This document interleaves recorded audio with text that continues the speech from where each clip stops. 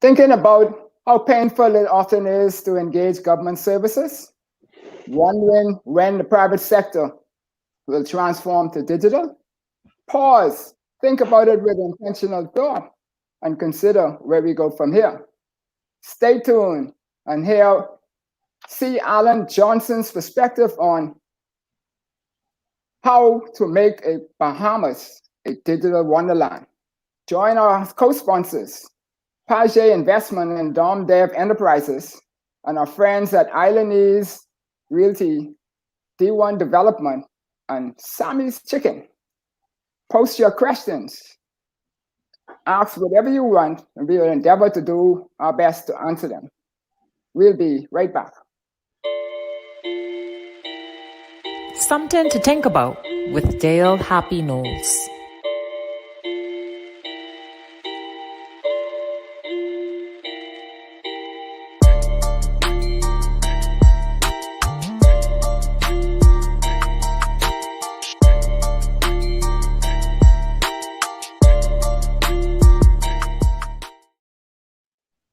Welcome to Something to Think About with Dale Happy Knowles.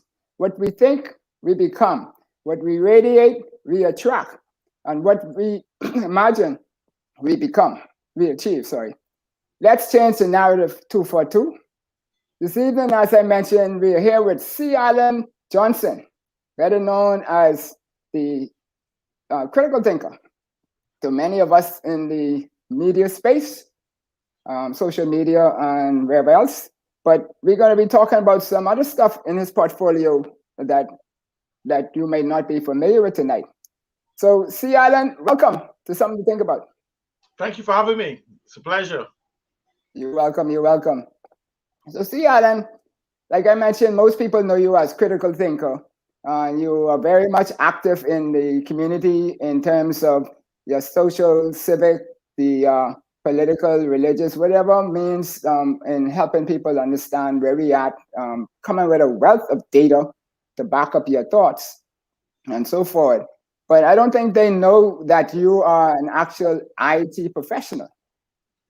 And you've been around for about 43 years. Yeah, absolutely. Yeah, I mean, a lot of time when people ask me that, they go, "How old are you?" And I say, "I'm approaching 58." And they said, "You've been around in this for 43 years?" I said, "Well, how long could be?" I said, "Well, I've been around when they would use punch cards when I was in high school. And then they transitioned into the desktop computers. At the time, there was Apple and Commodore and all of these things. So I've seen the incarnation of almost every technology since 1978 to present. Right.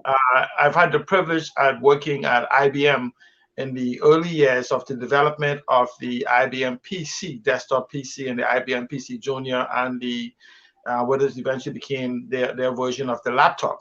Okay. I've been at IBM at the time when Bill Gates was basically still eating boiled eggs and the things in the lab when we were in the decision stages as to what operating system that we would use in the on the computer. So right. I had the opportunity to see the development of the hardware as well as the involvement from DOS into what we now know as Windows. And so I've been here. I've been deeply involved in technology. I've worked with various organizations around the world. Some of them, people will call them alphabet soup. Some people will consider them intelligence services. I not only in the front part of it, but in the back part. I always work in what's called advanced technology, more so into what's called the application, an advanced application of technology, where you get to see things in the industrial, practical, or strategic space for governments before they reach the public domain. Right. And so you see and test a lot of things and see things that don't get the market and see things that some would may consider still unavailable to the general public. So I've had a sweet run. I could tell you one thing though, going back to the 80s to now, every day with every new incarnation of technology, I get excited because in the 80s when we were sitting here, before what we now, people call it now the World Wide Web. They call it the internet, but at the time, the World Wide Web didn't exist. It was just the internet. We had no digital coding. You had to know 192.168.1.205 to get to where you want. I suppose typing something. So yeah, but don't take them back too far too quick, though, right? Don't take them back too far too quick, because I mean, we talk about DOS, and I know my son, he's like 25 and 22, yeah, thereabouts and stuff like that. I don't think they know what DOS is, right? Okay. And so forth, but right. But you know, you also run some businesses right now that are very much heavy into data, and so in time we're going to get you into the conversation where we're going to touch on how we can leverage the digital arena in order to make a wonderland in the Bahamas for everybody, and they could see how we could grow these things to be from strength to strength. So you mentioned you were at IBM, right? And you had those good experiences, but you also, I think, had a stint through BTC, eh? No, actually, I've worked with almost like an external consultant with individuals. In fact, I would tell you, if you really want to tie me to BTC, you could go back to. No, I don't want to tie you to nobody. It influenced me though. Okay. One rumor, yeah, vice president. Mm-hmm. I in the early '80s, and you know, those type of environment where I talked to him and asked questions at the time, and when I was even a teenager in the '70s. Mm-hmm. He and I also have another first cousin, Mr. Maxwell Rose, who actually worked at Burroughs Computers, right. who was our competitors for IBM at the time, because they were trying to beat us to market with a laptop computer. Mm-hmm. And I was a little youngster to them, so asking questions and sometimes revealing some things about what I was doing that I should not have revealed, you know, but in the naivety of a 16, 17, 18-year-old, you right. think you could go home and talk to your cousins and ask them some questions, not knowing that they're in a competitive lab. Mm-hmm. And so, but their points concerning ICT and communications in the Bahamas was able to spark my interest as to how things happen, why it happened, and what's going forward.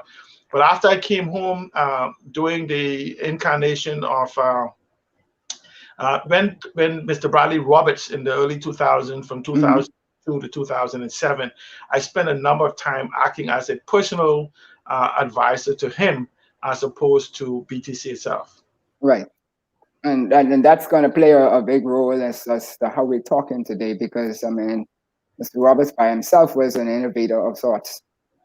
If it's only from a creative mind, even if he wasn't a technologist, because he could be innovative in many ways. But this show, we tend to focus on intentional thought and how we could cause things to happen based on our thought process to make sure that we reach in the direction that we want to go.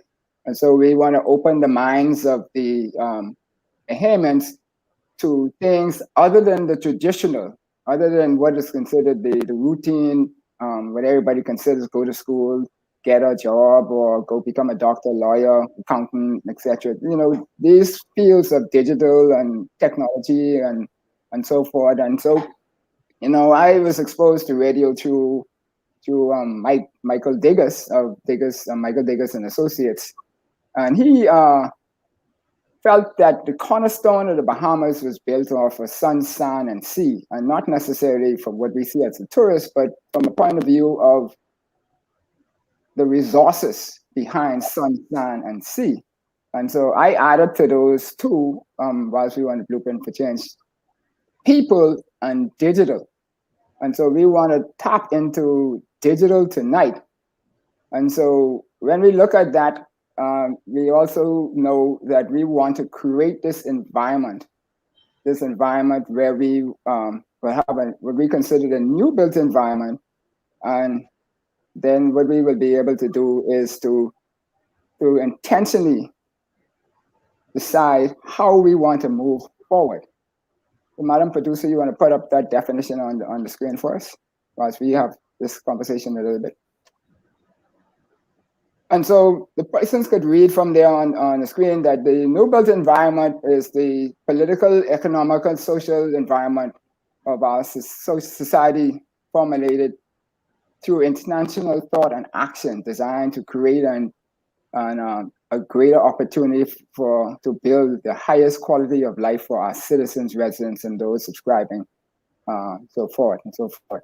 And so when we look at that, we want to look tonight to say that digital is one of those major opportunities that we can use in order to create that environment. And so I asked the first question, the easy one for you would be is, do you agree?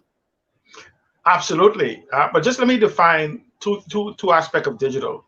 We can get to that right now in 2 seconds. In 2 seconds, right? No, I absolutely agree. I agree. Okay, yeah.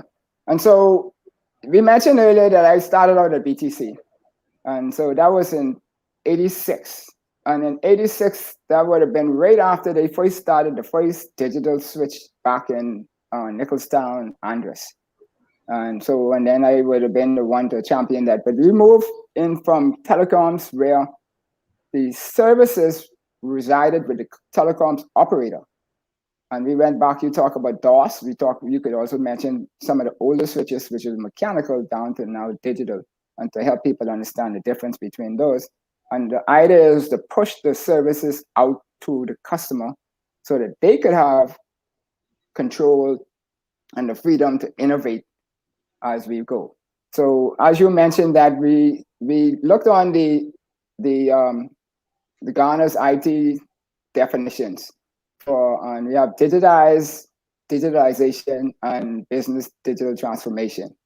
And so their definitions are to describe the conversion from analog to digital is just to digitize.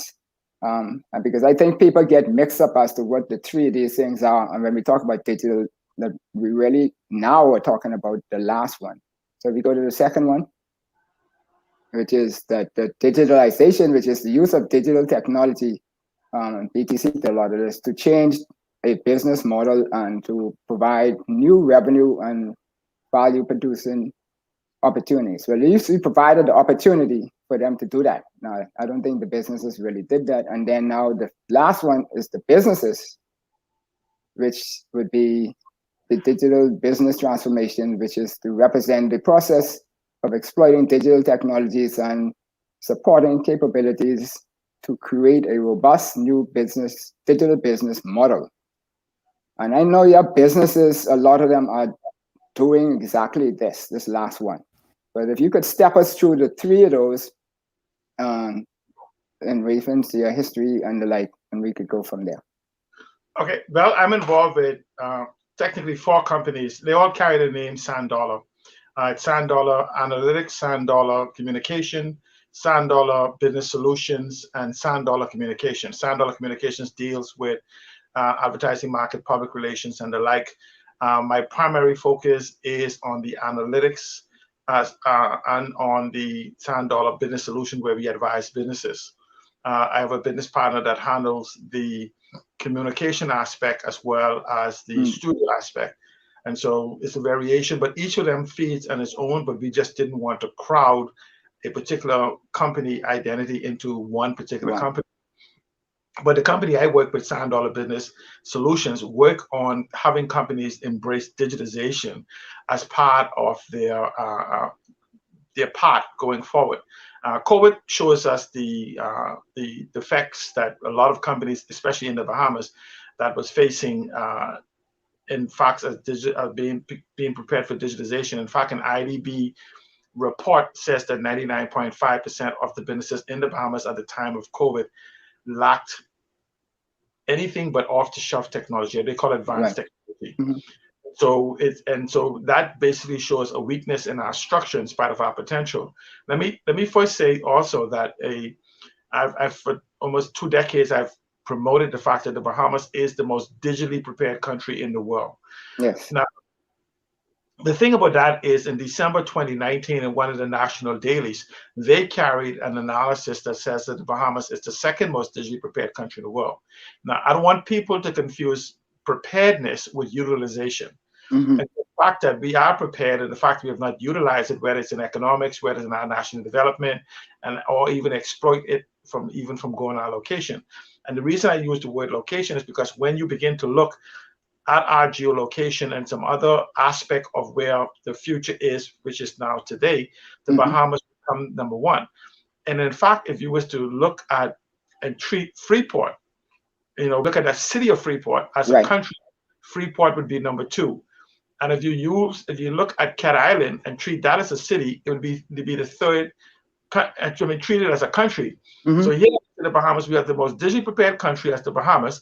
Freeport would come in as the second most digitally prepared country in the world, and so would Cat Island. So here we have this unique blend of availability as we change and the world is transforming of what the Bahamas is for preparedness, but we have not utilized it. Right. What my company does is begin to look at where they are, and most of the companies in the Bahamas, regretfully, is still analog for most part. Their processes and their equipment and what they do. In fact, our government is tremendously analog dependent. Right. And there's a number of reasons for that, most of it political, in the sense that they have not moved to digitize the economy in the purest sense.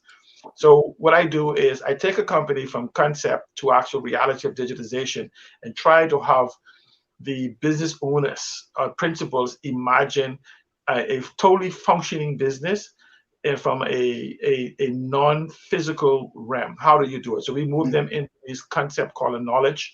People call it the knowledge economy, and the conceptual economy, and these various definitions we use now by basically letting them know that their customer base is no longer an insular type environment of the Bahamas, but an actual global reach where you can actually buy things you don't own, sell it to people you don't know for money that you never had. Yeah, so help them understand those three terms though, because I think a lot of people hear all of the jargon in the public and they get mixed up, because even though you mentioned the politics in government and stuff like that, I think their government's biggest challenge is not necessarily politics, but just knowledge and leadership of people knowing what is what, and they don't know how to take something. If you don't know what's on the other side, you don't know how to get there.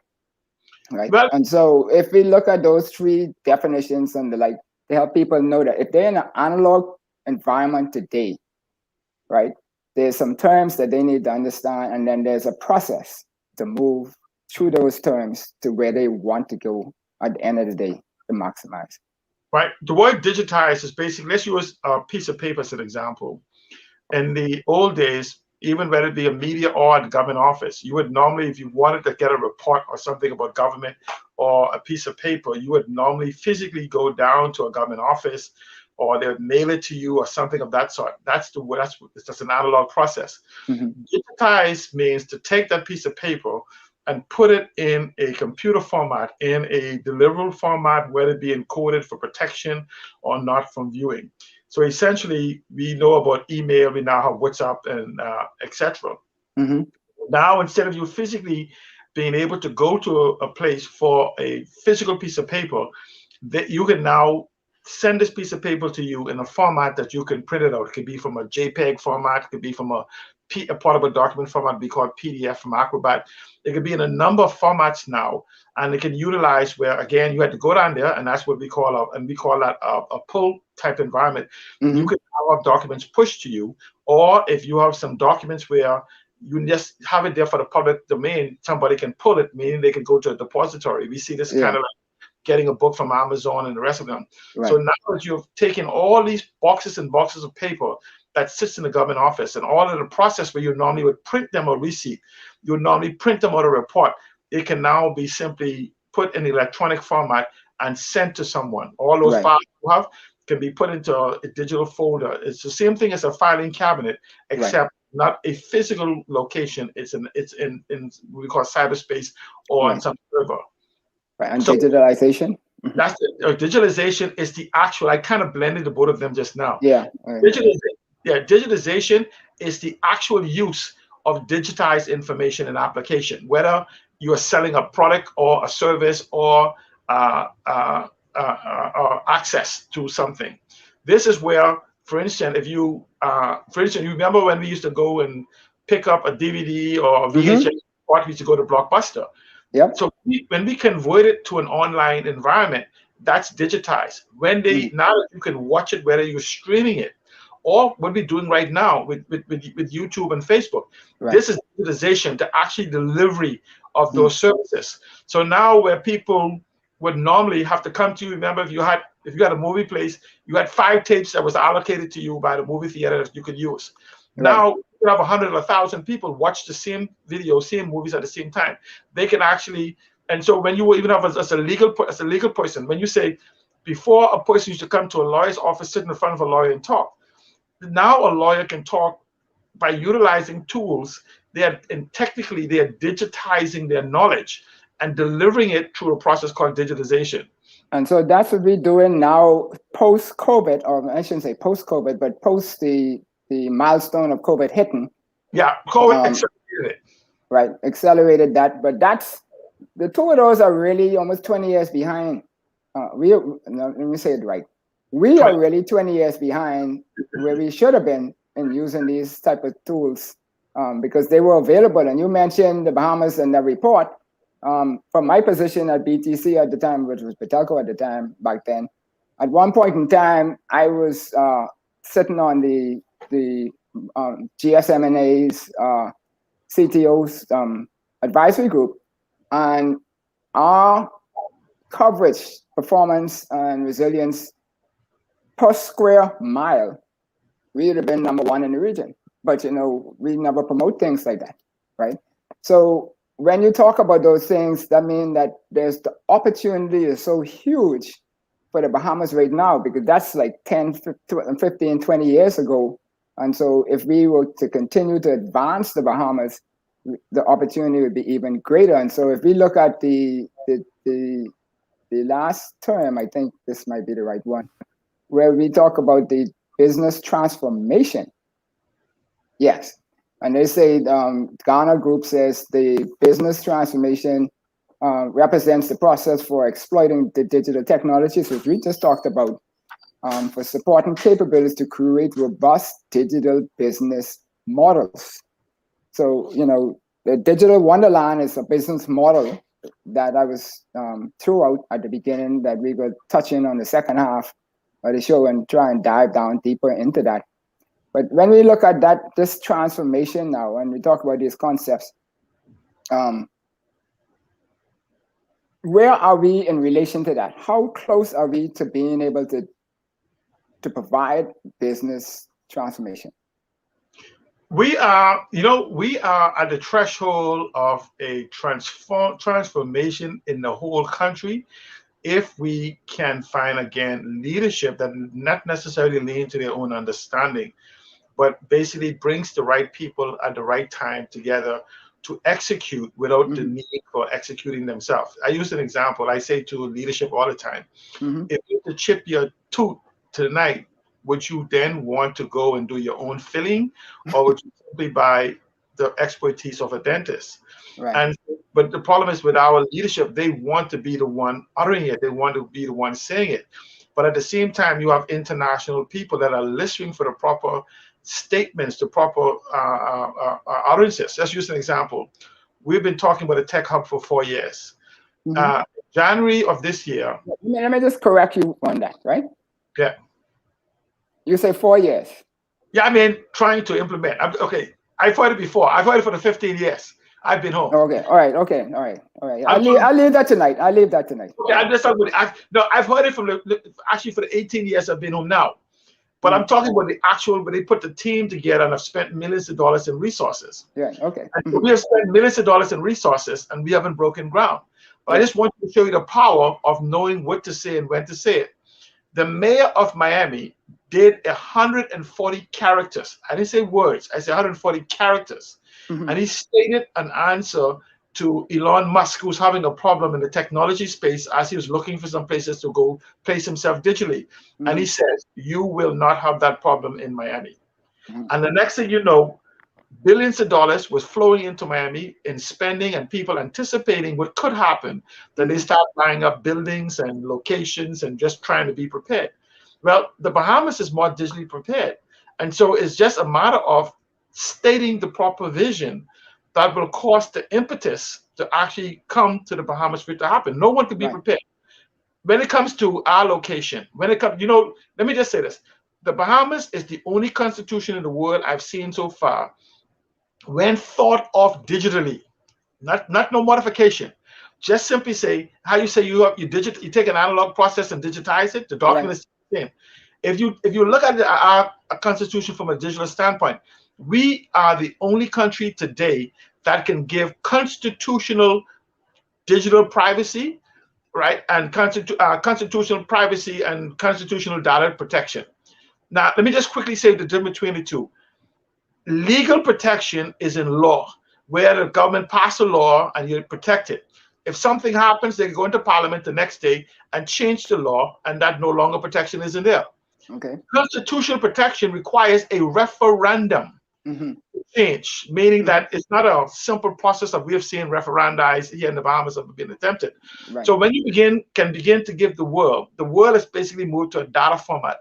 When you can give the multi-trillions of dollars around the world and the billions of people constitutional data sovereignty and constitutional data privacy and constitutional data protection, you are now king of the world.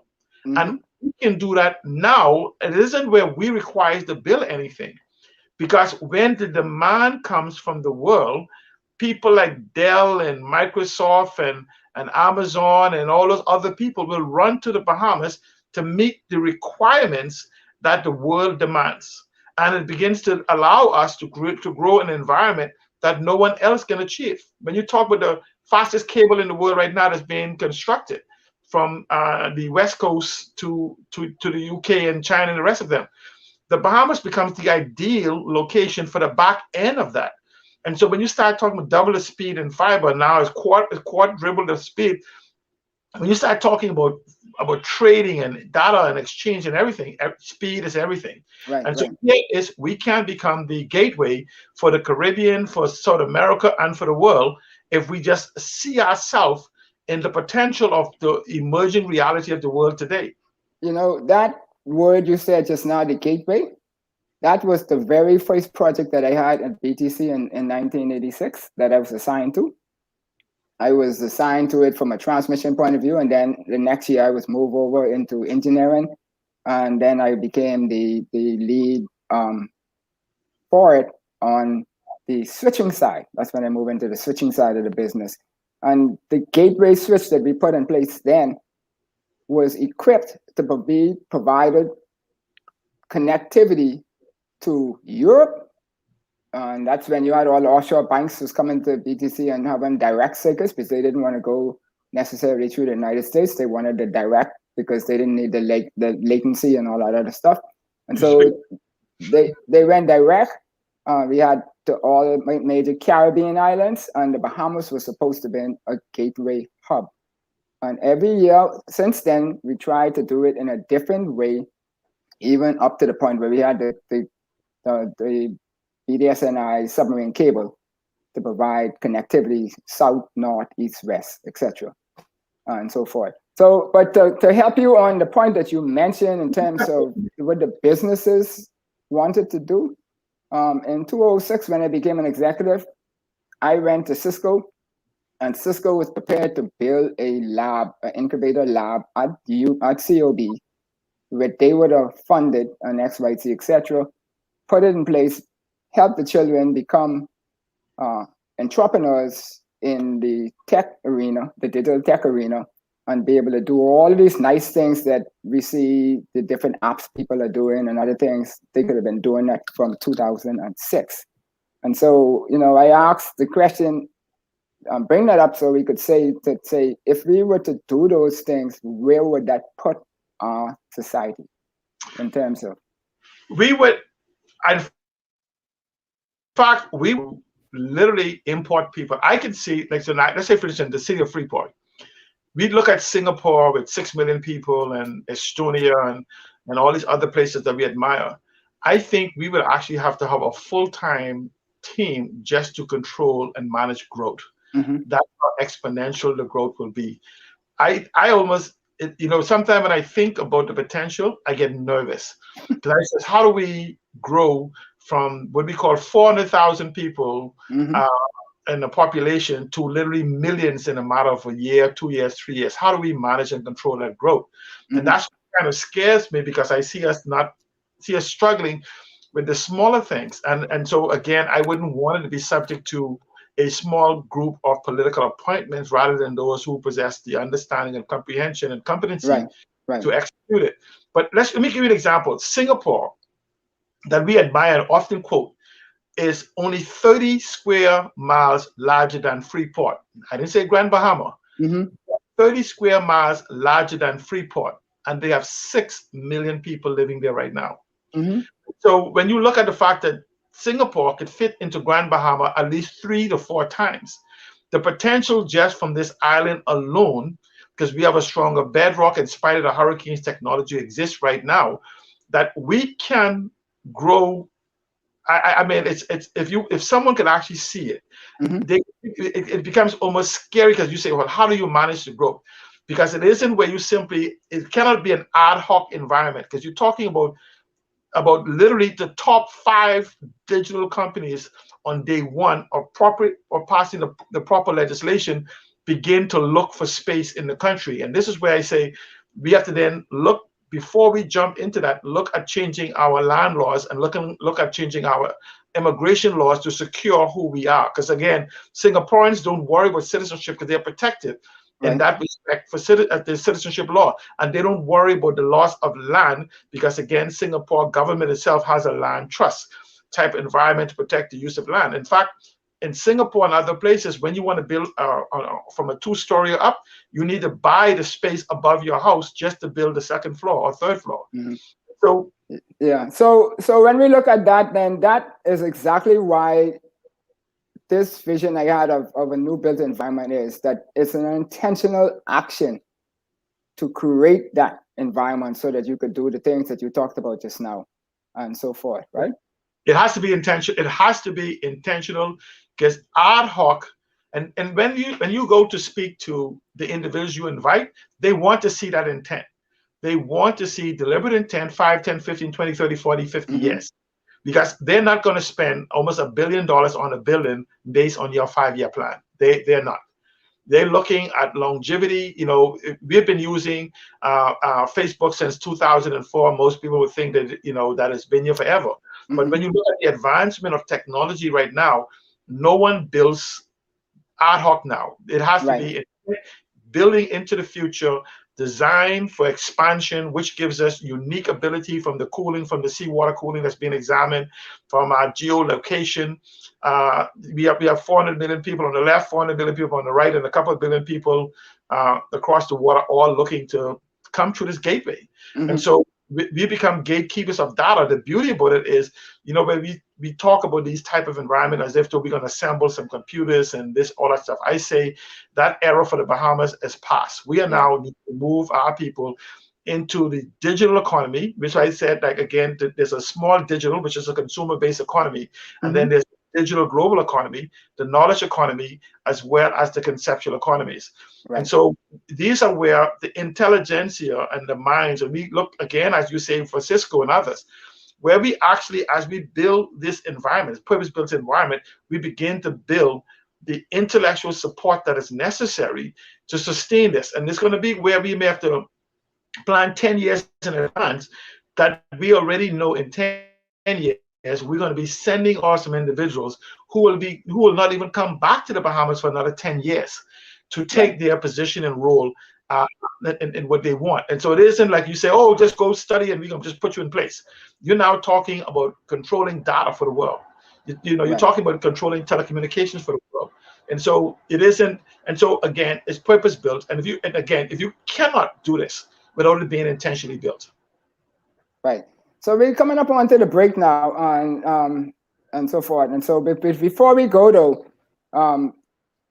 I mentioned earlier that the whole idea in the sector, the telecom sector, was to push from analog into digital, and then to push the services, the things like the all of the features that people have on their phones and the like, push those out to the customers so that they could do the things and control those things themselves. So because anybody who could control, a business who could control the features and services, when they have them, when they don't need them, what they use, when they don't, draw them down from a menu under their control versus having to call up the telephone company, I want this today, then they got to go install it, figure it out, all of that antiquated backward and forth. Everything is at the hands and the fingertips, because these cell phones are more powerful than what sent man to the moon.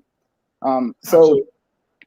how do we get the public out there to want to start to buy into, to tapping into this power that exists at their fingerprints everywhere? Even the people in Inagua, Long Key, Rum Key, all of those places, digital services at the highest grade is there. I know, I was a part of putting it in, right? There's a whole core of people at BGC who did it. So it's not on me, I'm not suggesting that.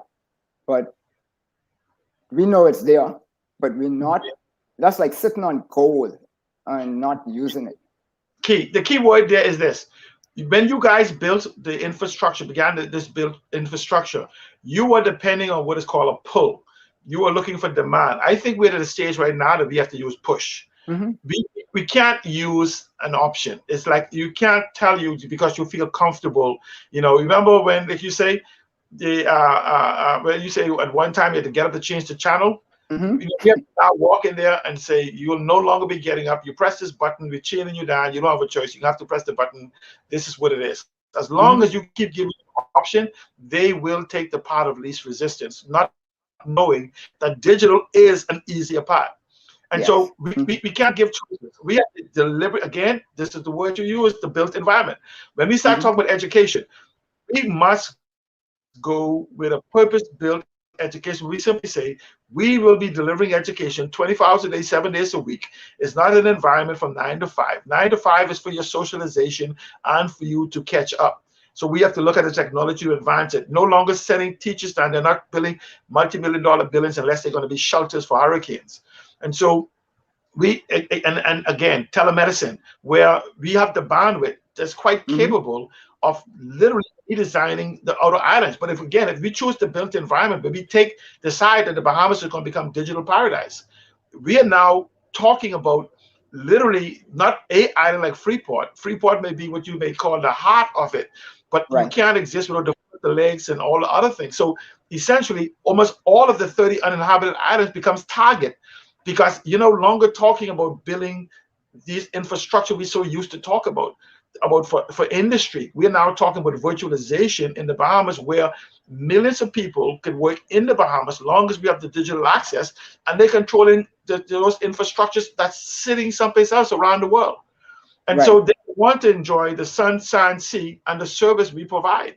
And so what it is that we have to move away from trying to bring the analog concepts into the digital world and saying, this is how we're going to build. You know, forget the school concept. Like you say, COVID has taught us that the school is in the palm of their hands. Now, we have to somehow do the blended aspect of it. And so the problem we have, I see in the Bahamas, is we always look to someone else instead of innovating. We always want to say, what is another country doing? What is somebody else's country, so we could copy that? No, we need to design our own tables and invite people to sit to it. Yes, and we are very much capable of doing that. You know, one time ago, I used to do everything on my BlackBerry, and I didn't even touch my computer. I almost got sent home for that, right? People say I was being rude in the meetings and so forth. But I was doing everything on my BlackBerry, what you did on your computer in a meeting. But, you know, our mindset was just a little off. We want to figure out how we're going to get to the point where we get the minds of our people to be able to tap into this. So we're going to take the break now. And so you've been listening to Something to Think About with Dale Happy Knowles. I'm here with C. Allen Johnson, the critical thinker. We're talking about how the Bahamas to create a digital wonderland. And we're going to dive into that in a big way after this break. So, Madam Producer, take us to the break.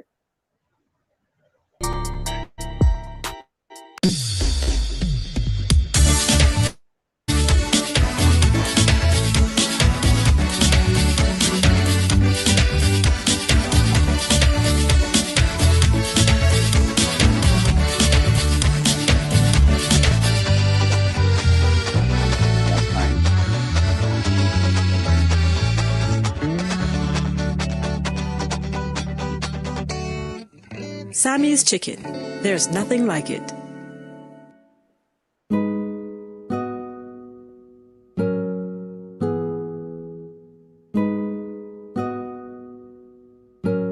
I feel like I was just on another planet.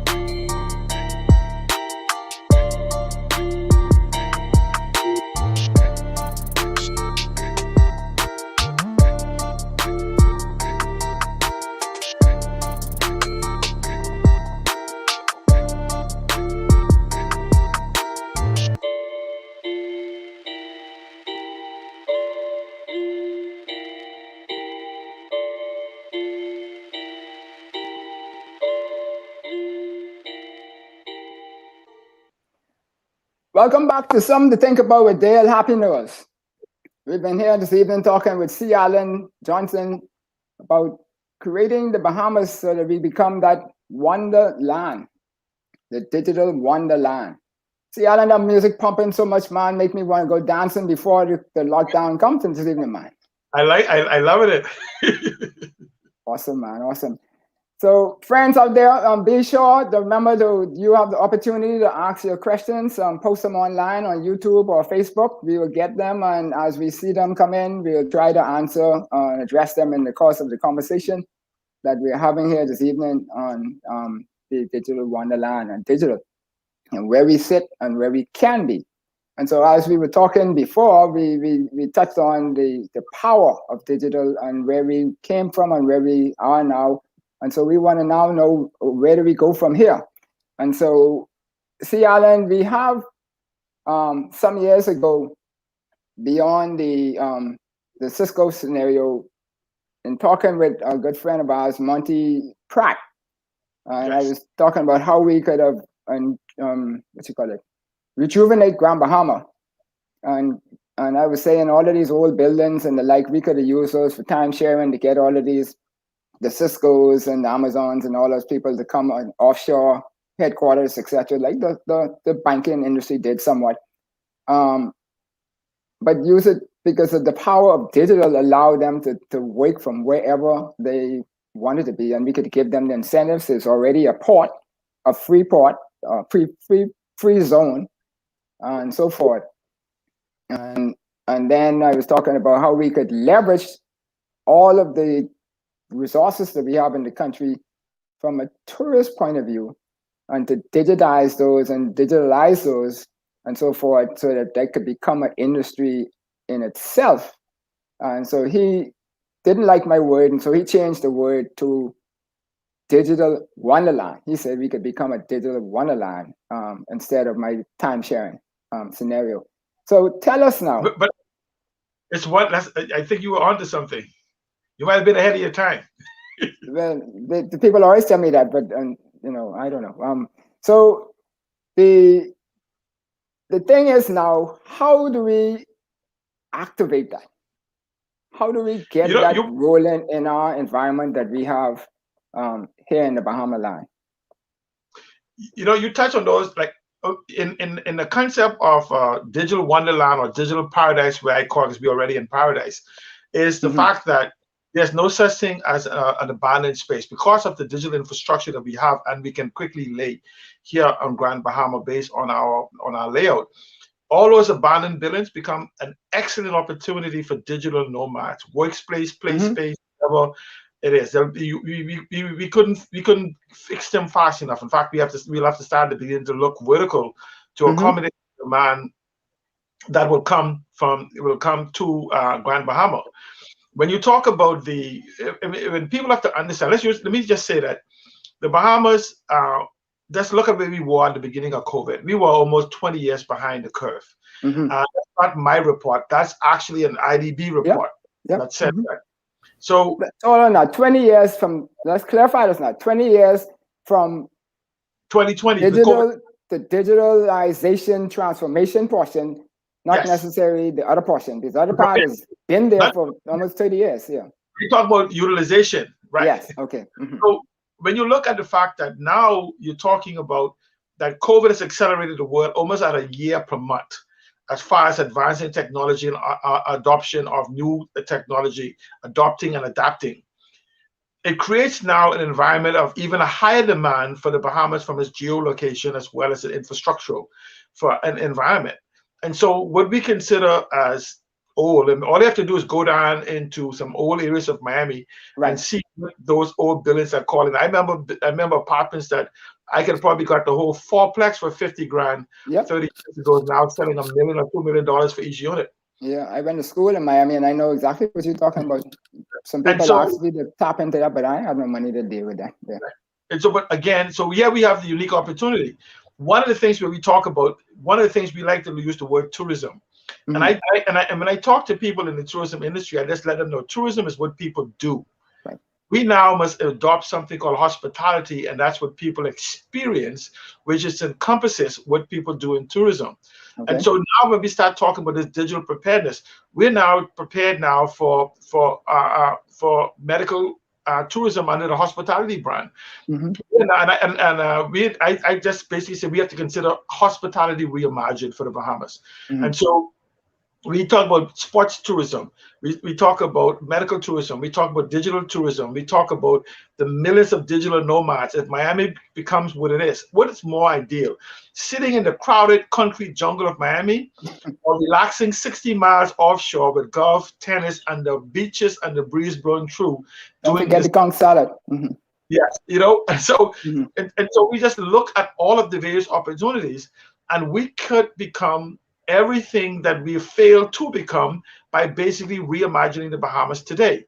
So when you look at these economic models that we often talk about, the green economy, the blue economy, the orange economy, the digital economy, the knowledge economy, the conceptual economy, and let me give credit to one Eden Mary Gator, a 25-year-old young girl who has proper an idea of the merging of these with emphasis on the green and blue economy that she's now defining as the world first aquamarine economy that she would like the Bahamas to adopt.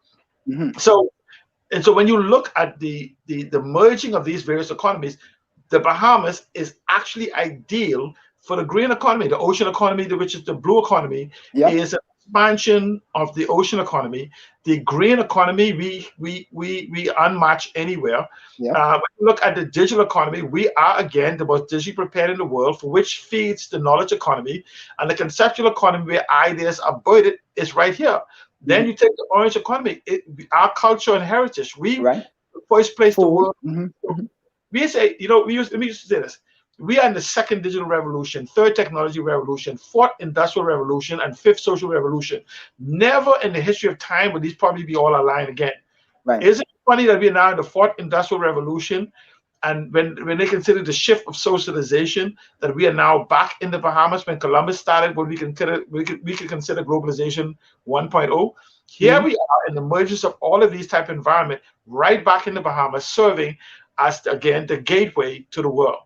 So we must not lose this opportunity to reimagine ourselves. And I would put to you that within 5 years, properly executed, we could move from our supposedly $16 billion formal and informal economy to easily $50 billion economy, $50 billion economy per year. You say 50, I say almost double that. But anyway, you want to be conservative. What I want to do is I want what is called sustained, environmentally impactful growth, deliberate growth.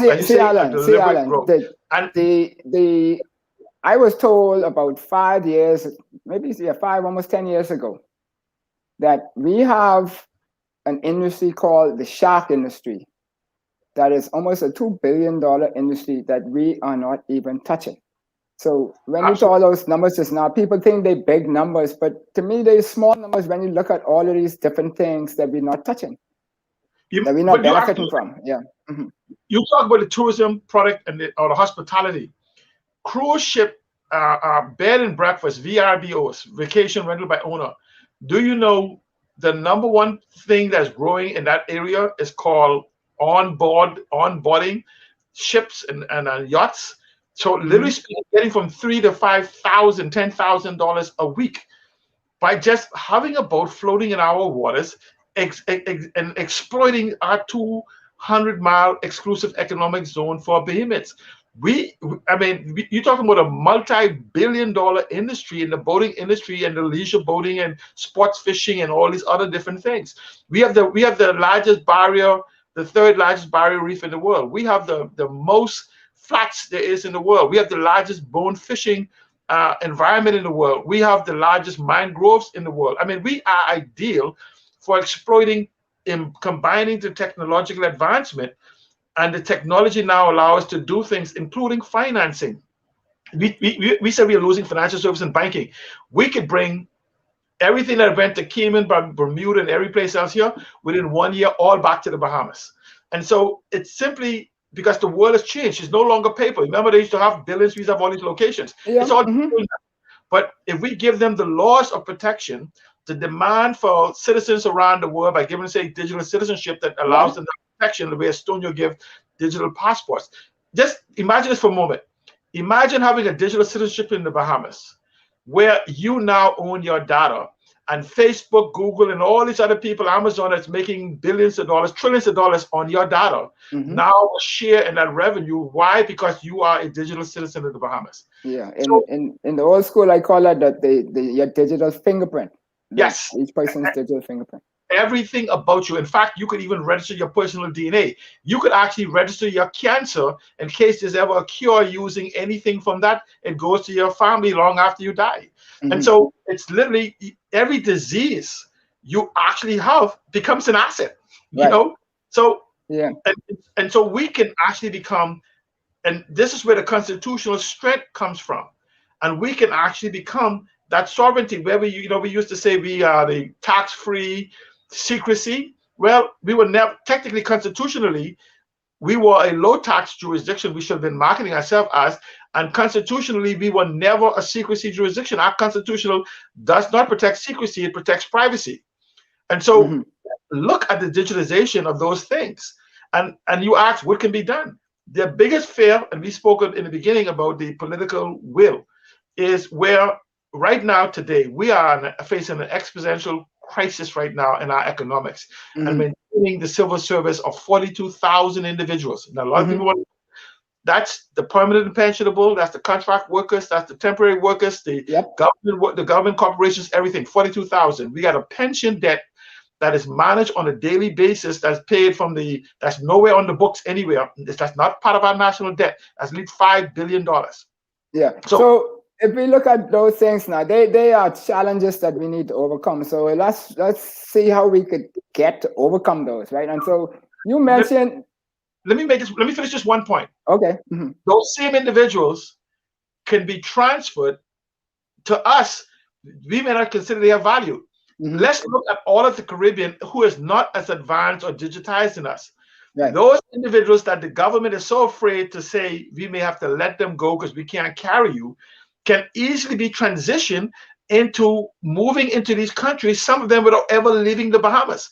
All of these other countries in South America and the Bahamas who are not more advanced developmentally as us and around the world, in spite of what we think of ourselves, these are capital in the new global reality we live in. What they think and how they practice and everything can now be moved to some of them who have been sitting there waiting for what they call increments for how many years? If you give them the option now in this new digital environment, if we plan it, purposely built it, the government will be fighting to keep them in there because some of them will want to leave so fast. Yes, and so and that's part of when we talk about expanding the economy without going through taxation. So if we look now though at the actual method of doing that, right? You highlighted the green economy, the green economy, the blue economy, etc., and all of those. And when I was discussing the Wonderland, the idea was that I have a friend named Lovato Stubbs, who's a video man, a movie man, and I had this idea, so why?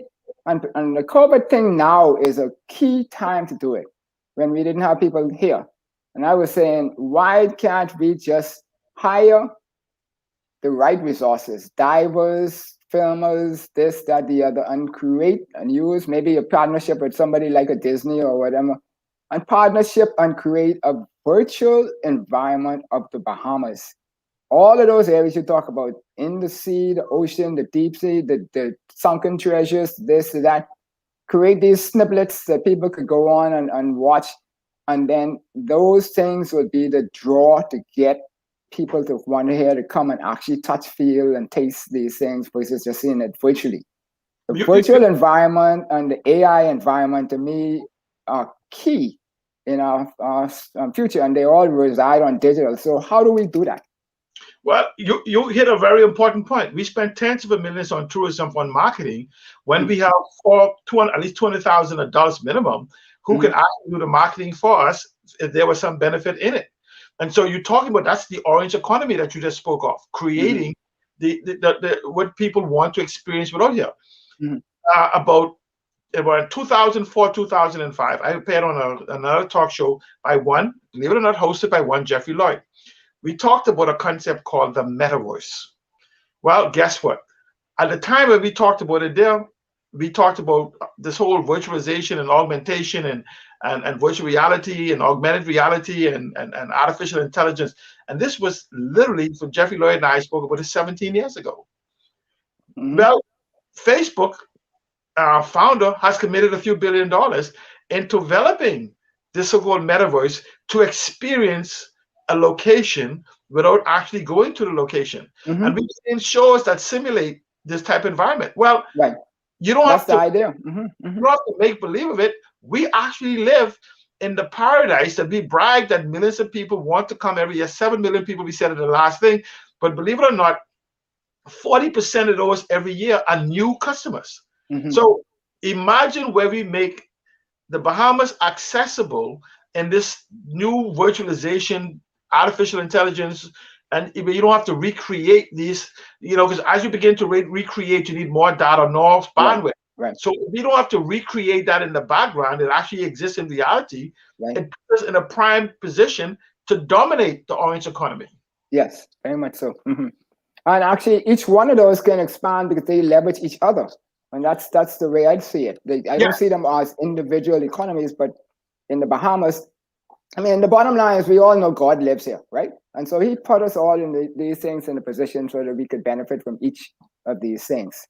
But what you said about growing the economy, when you look at these 7 different economic models, if you take, again, we just spoke with the green economy, I mean, the orange economy, just with them overlaying on the green and blue economy, if you was to look at that conservatively and put 15 different definitions there and put 500 people in each one, you've just created 7,500 jobs, not the multiplier. So now let's look at the green and the blue. And so we don't have an employment problem. We don't have a growth problem. We have an imagination problem. And that's where we are lacking. We need to reimagine the Bahamas like we've never done before. We don't have an imagination problem. We have a sector of people who are trained to imagine and come up creatively, which you are a part of, I'm a part of, and other people are a part of. That is not a small sector. What we do have a problem with is understanding that those sectors that reside outside of the individual who sit with the power of the pen, and so that they need to tap into these people so that they could then benefit. They could put things in place that will then benefit everybody, including themselves, that they think that they won't be benefiting by letting somebody else do something. But that's for a different show. Right? Yeah, yes, I said, why said we, because we do need somebody looking, what do you say, a leader looking for legacy. As opposed to term. So, and so when we look at that now, we look at the potential of this Bahama land that we talk about. The Bahamas, for people who don't know, is almost as big as the Caribbean, if not as big as the Caribbean. When you look at the total water mass, and then we look at all the islands, you add them up, they're almost the same thing as all those other Caribbean countries spread around. And so we're not a small rinky-dinky thing, even though some people seem to think that we try to be those things. So in terms of manifesting these things to cause the economy to grow and create opportunities for our young people to be creative, because they're creative people, and to be gainfully employed, right? What do you see as the biggest obstacle to be able to cause that to happen, that we need to overcome? Leadership. It cannot be more simpler than simply saying leadership. It's leadership that understand what it is to lead, as opposed to corral individuals into a direction they would want to go. Leadership that inspires, inspirational, transformational leadership. I'm saying to you, I think that we are at a cups from a reality standpoint that I don't think the leadership as we know it in government will be as effective in their self-isolation as they would like to believe, based on our financial condition. That's going to require some innovative thinking, as well as the pushback will now come from individuals. A lot of individuals in this country may have become comfortable in where they are. Now that comfort is going to be removed, there's going to have to be some demand for answers. And they are going to have to go out of their sphere of their small group of influences within them. I think now the gate for development will be pushed because the demand will be there. Before, when you had a guy that was basically at the pool making $1,000 a week, that no longer exists. There has to be a replacement. And so I think the demand for change is coming closer and closer to a reality as we begin to reveal our true position post-COVID. And so I think the key, though, is going to be like for individuals like you and myself and others, and I like some of the ideas that Monty Pratt has put forth, is to make sure that we are available to this new dispensation of the 70% of the population now under the age of 35, who may have not been given access to the information and the knowledge, the information that's out there and the knowledge that we have accumulated. And so what we have to do as a team, individually and collectively, is try to die empty as fast as we can. Yeah. Well, I need to update my data bank because you just give me a figure which I've been using wrong. I've been saying it's 60% under 40, and now you say it's 70% under 35. So that means I missed 5 years somewhere, and my data bank has been off course. I need to resync. Yes, you may have been you may have been calibrating on the 2012, 2017 data that's available. When the census is finished this year or the early part of next year, I think a lot of people will be surprised of the difference between 2010 and 2022 of what the numbers say. But you can look at the voters roll and some other data that's available and see the dynamic shift. Like, for instance, we've had almost 50,000 individuals on the voters roll that came out, just registered since 2017, that has been updated on all under the age of 35. And so when you at that shift that is happening, this is why it's a disappointing that here it is that all of these individuals has been born literally since the advent of the revolution. Yes.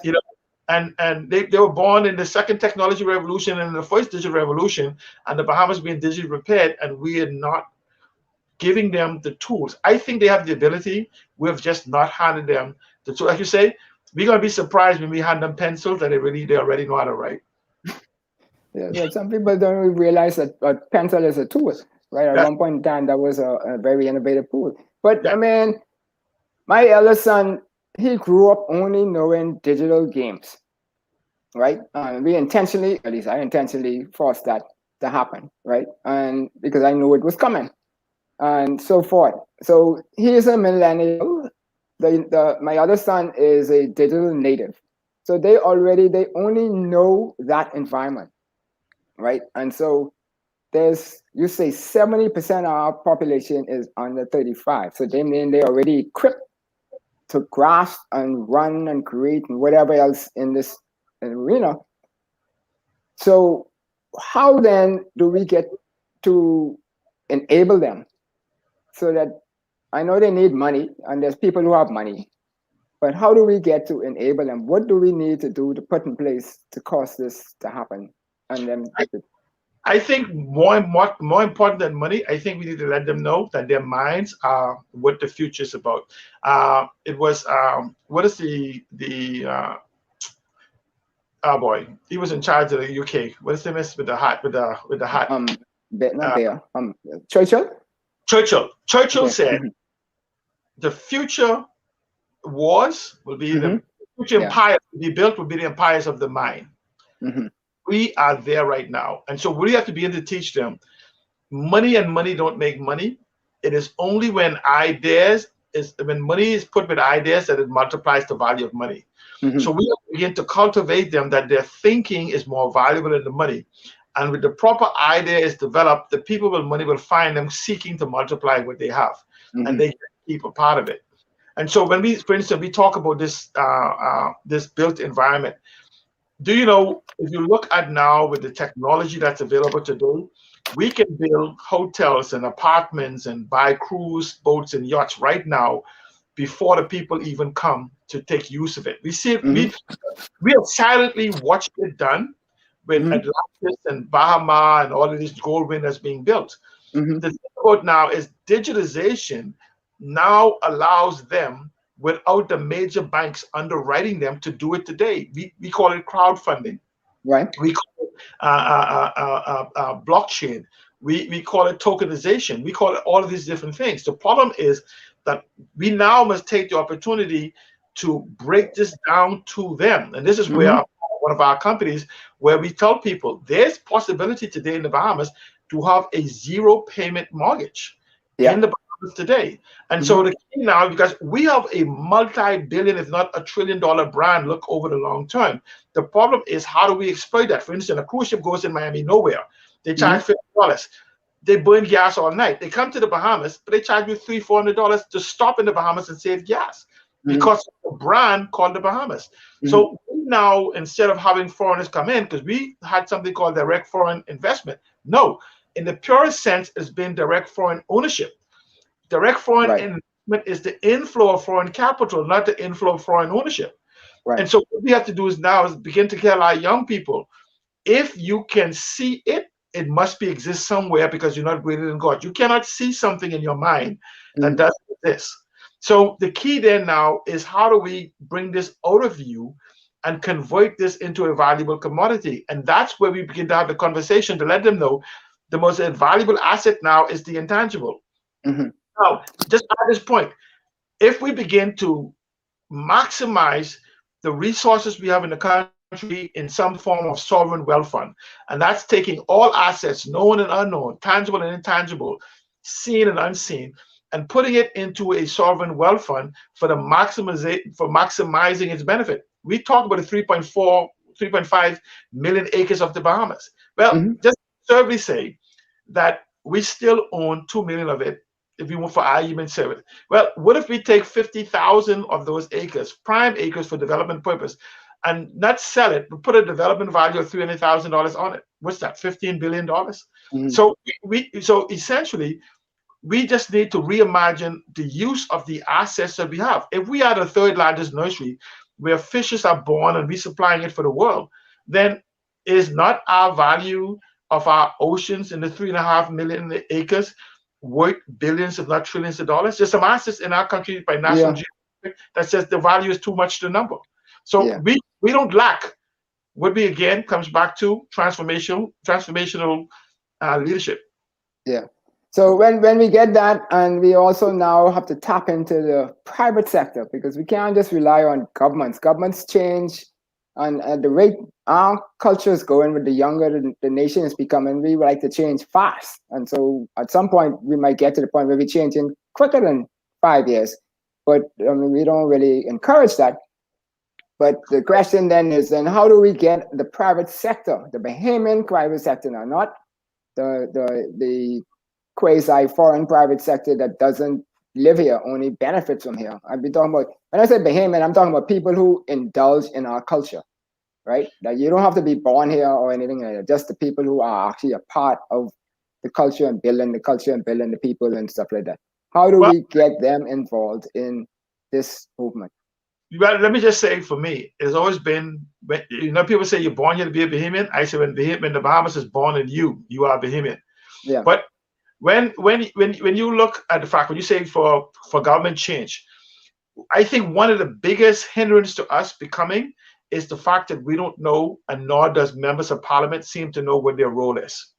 The role of a member of parliament is to create laws, legislation, as some would call it, policies and programs. What we need to do is we need to send them back to parliament and tell them stop doing what they are doing when it's not their responsibility. We don't need them to patch roads, because that's why we get Ministry of Works. We don't need them to do all these different things. Go, and we need to relegate them back to their responsibilities. Pass laws, give me competent policies, and policies again come from the civil society, civil and civic society. When we demand that these are the things we want, but again, it takes a wider conversation. I think it's time for us, like we're doing today, is to use it, for those who's aware, to use technology to mount above the noise of those who now have discovered Google and now have become experts. And so what happens now is for us to actually begin to demand as a collective and individually, these are the policies that we need in place, and these are the laws we need to strengthen it, and these are the programs we need. And I think when we begin to isolate that this is all your purpose is as a member of parliament or a representative, once we remove them from making us nannies and patrimony state, we can then demand the changes. Because again, government doesn't build these things. You create the laws, create the policies, create the programs, and everything will fall in place. So I think now, while the Bahamas are paying attention, because 50%, whether we like it or not, 50% of the people who have lost their jobs are not going to work. So we must build a replacement for them. And so this is where the conversation has to be. In fact, we're not getting it now during this early election cycle. And so I think where, again, shows like this and individual conversation has to be to bring up the level of conversation, and don't ask them where we're going to go, begin to tell them, remembering they are our employees. And we have to begin to talk, and you know what you said? We said there's 65%, 70%, whatever number you want. Matter of fact is they are the majority. So we need to invoke them to organize and come together and begin to use their influence to simply say, if you don't know where to take the bus, move out of the way. I got, like you said with your son, say, my old man at home waiting. And we know another old guy named C. Allen, because guys are just, so now when we look at the, like I say, on this private sector part now, private sector people only going to do what they think they could get a return on their investment. You talk about the 50% of the persons who will not get a job back, because based on what we see now in the community, in the economy, the capacity to rehire is not there. But if we create this digital environment and superimpose a lot of what we were doing before and a lot new using the creatives, then that means that let's say, I don't know, what was the labor count before? 50,000? For which? The labor count that lost the jobs. The 50% will not go back to the job. See, let me say something. No, hold on. But so that the persons who lost the job, what was the labor count? The amount of people who lost their job? 100,000 people. So those 100,000 people, they're saying that 50,000 of those will not be able to go back to job. And I'm saying that if we use the environment of the digital and the like, that 50,000 would mean we'll have like 500,000 jobs needed. Yes, that those people could now move into what we need the private sector to see how they could invest in this opportunity and get a return. And I'm asking you, how do we help them understand this? This way, we again, with a conversation about them adopting the digitalization, digitalization, and digital transformation, then bringing innovation into a play. What it means is we have businesses that's been selling to the Bahamas. Looking at it's almost like this merchant class type environment we have created. Well, we need to have them begin to think about, again, selling stuff they don't have to people they don't know to get money they don't have. So what it is they can now use technology to sell to the Caribbean. They can use technology now to deliver services to the Caribbean. But help them understand what kind of return they can get from that, because I mean, let's say the three of us are business people and we want to invest, but we don't know what. This is a brand new area for us. We don't know nothing about it. We know how to sell merchandise and ship. They pretty much what the Bahamas is about, right? Shipping, merchandise, mercantile, and some other little small things that we ain't talking about, right? So, I'm saying this is where, again, conversation like this to let them know there's possibilities. But I think it's important for us, as this economic shift occurs, to get to our employees, which we technically call members of parliament, and tell them that all of the collective intelligence of all of us is greater than some of us, which for some reason they believe that it's going to be the 56 or 55 of them that solves our problem. 39 parliament and 60. I got you. Yeah. And so we now must get to them and let them know that these are some new conversations we have to have, that we need to have them create some environment for businesses to be able to reach out, such as access to capital inflow. I mean, we've had a limited amount. I see some policy position has been taken. We want some stronger in law. We want this digital infrastructure to be developed so that they can reach out into the Caribbean, or even an education process, because now we can have young people actually go into the creative environment of social influencers. We can have them begin to sell the Bahamas as they know it. We can have a store where individuals would normally sell a tennis here in the Bahamas, now can sell it to the Caribbean and have it shipped there as part of logistics. Now, when you go back to the creative, where you have people who do hair, nails, fingernails, makeup, you have attorneys, even doctors, and all these other things must begin to recognize that this very device we're using is an economic gateway, a tool for them to create revenue. And so the natural thing is, as you move these existing lawyers and doctors into the so-called knowledge economy and conceptual economy, they leave a vacuum for the younger doctors to get the practical experience in the place that they are now. And so again, it's a purpose-built, purpose-discussed environment for how do we build the new Bahamas. And so and I think now is better than ever for this conversation to actually happen, because people are now sitting at home afraid. Mortgage is going to become due, car payment is going to become due, school fees become due, no jobs, all of these different things. So maybe it's time for us to create these pods of conversation and test these. And again, where individuals like yourself, myself, Monty, Gilbert Morris, my twin brother, Mary Gators, and others can actually come into the room and work these out, because now you have the collective intelligence of all of us rather than me as an individual just simply putting an idea. Because in an environment that's greater than this, we will test each other. We will push and debate until we come out with a defined pathway for us to test to see if it can work. And from all angles,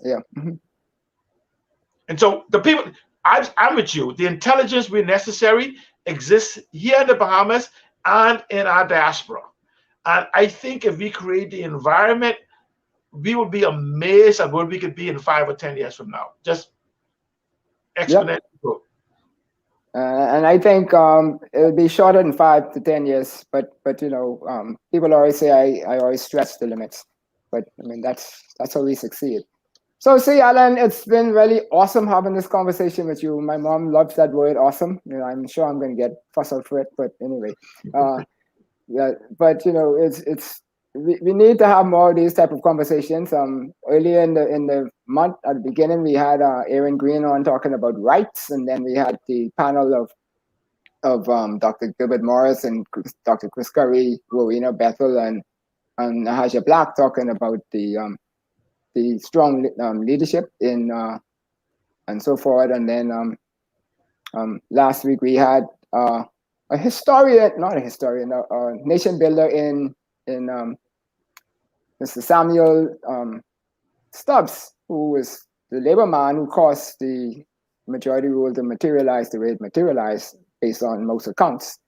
And so we appreciate you wrapping up this independence month of talking about things, and went through the whole thing from before to now, and now we talk about where we could take the Bahamas post-independence to the next level. And we thank you for this opportunity to share your knowledge. Tell you all, you're doing an awesome job. Yeah, but before we go, if there's anything you wanted to say to the general public on this subject, that very succinctly now, and not one of these long dissertations that people tell me I talk too much. So no, I would simply tell the Bahamians is that what is necessary for us to build is all within us and within the Bahamas.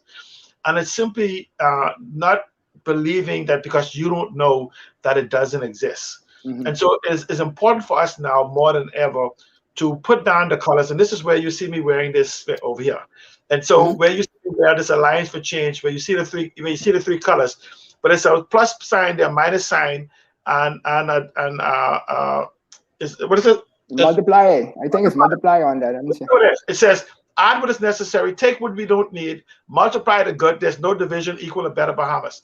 And essentially what we need to do is look together to find out that all of us is stronger together than we are separate apart. Yes, very much so, very much so. Awesome. So thank you kindly, C. Allen. Thank you to the guests out there who've listened in. Mr. Greg up to Graph, you sharing on your ideas on the pandemic and moving forward and how your company will embrace it. All of those things. We look forward to moving forward into next month when we have emancipation, and hopefully we will be able to emancipate our minds as we talked just now, so that we could get to be able to take advantage of all of this awesome opportunity that the Bahamas has. God lives here, we see him every day, and we know he has our back. and he's going to guide us along the way. And so, Madam Producer, we thank C. Allen today, and we would love to have him back at some other point in time where we could talk a little deeper on another subject or even the same subject once we materialize a little bit more. So thank you kindly, Madam Producer, and you can take us home.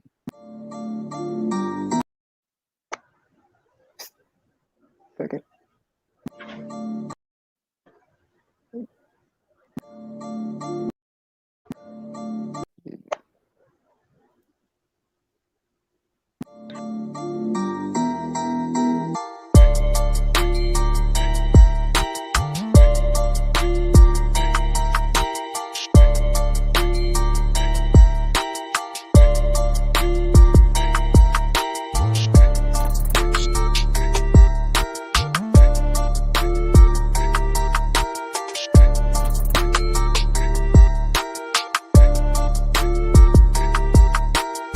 Join Something to Think About with Dale Happy Knowles as a friend and sponsor.